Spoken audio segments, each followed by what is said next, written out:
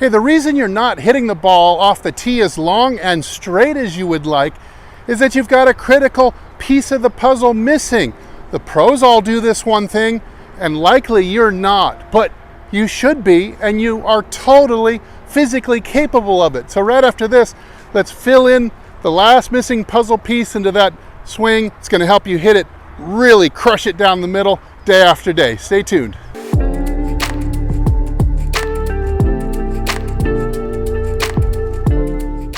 Hey, this is Steve with HitItLonger.com. I hope you get enough value out of this video to where you'll start supporting the channel by hitting like, subscribe, share this video with someone who might need it, and leave a comment down below. All right, so we can show that a golfer, and let's say we'll start with a pro like Rory McIlroy, hits the ball very long and straight to a large part because of the way that his feet are interacting with the ground.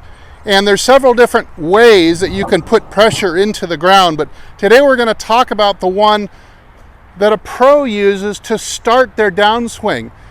It happens before all the other forces peak. It peaks first, and that is the move of the feet pushing on the ground that causes your body to move laterally towards your target.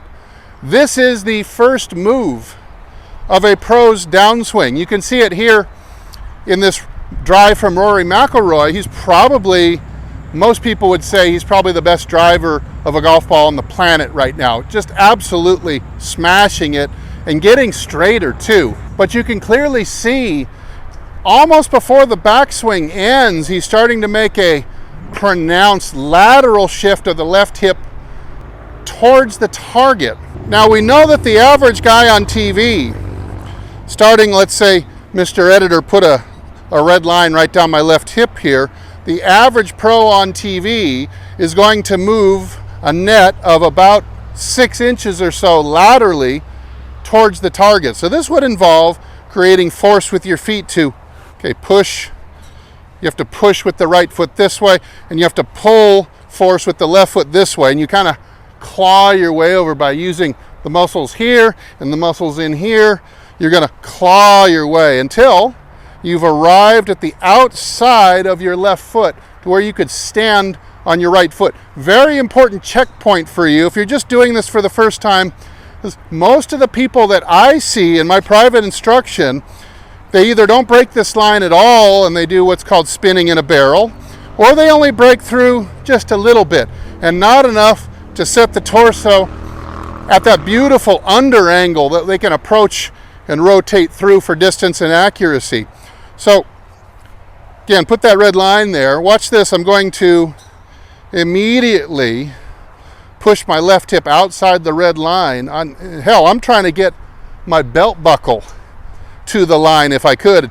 And look at where my weight is now. I'm falling to the outside of my left heel so much that I could just pick this leg up because my pelvis is now centered on my left foot. Now, when you actually watch me swing, I don't want to hear all these comments, well, I slowed it down and you're not doing what you said.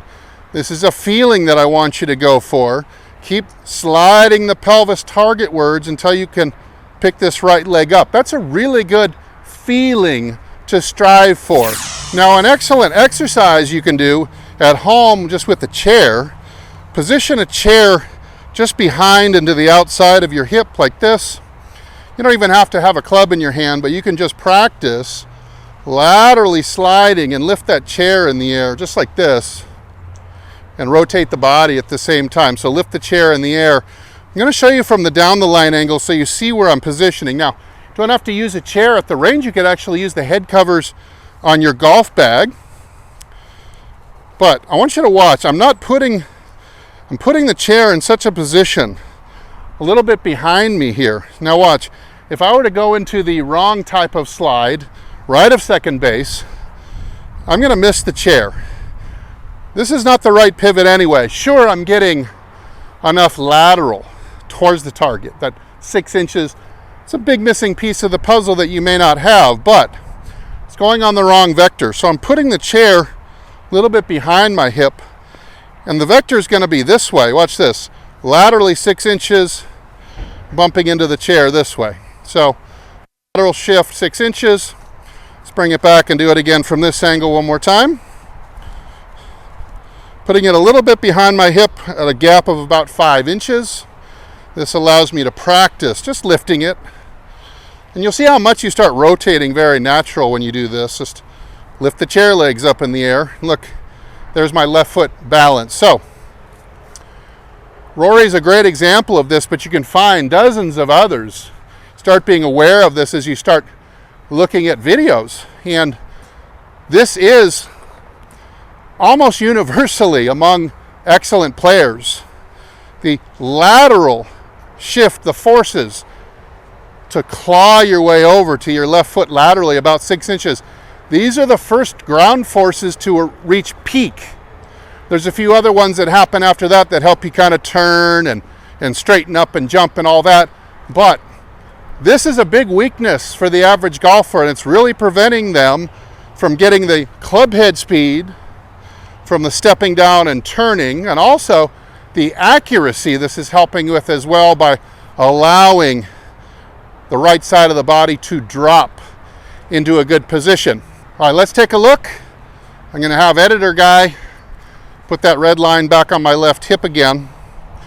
Be able to see how I'm going to cross through it as the first move in the downswing. This needs to be in the lead of everything else. So here we go.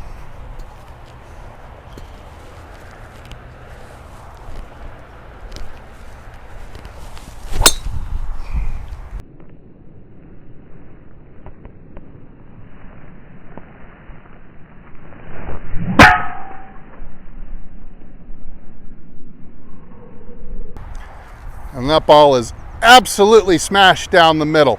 So let's go look at back at that in slow motion, and you'll see that first thing, barely before the club even starts down, starting to go into my lateral shift. I'm breaking through the imaginary wall. If you imagine it's one of those kind of Chinese paper screens, boom, like the Kool-Aid man, right? Burst through the wall like the Kool-Aid man. About 6 inches through the wall, turn and beat the crap out of the ball right down the middle, 300 yards or so. So hey, try that drill with the chair, or the head covers of your bag could be there.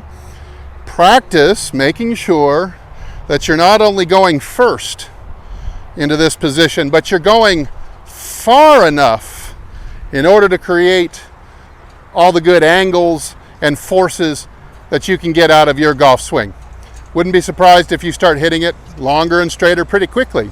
Hey, thanks for watching. I'm Steve, and as usual, I'll either see you in the next video or I'll see you longer and straighter down the fairway. Everybody take good care.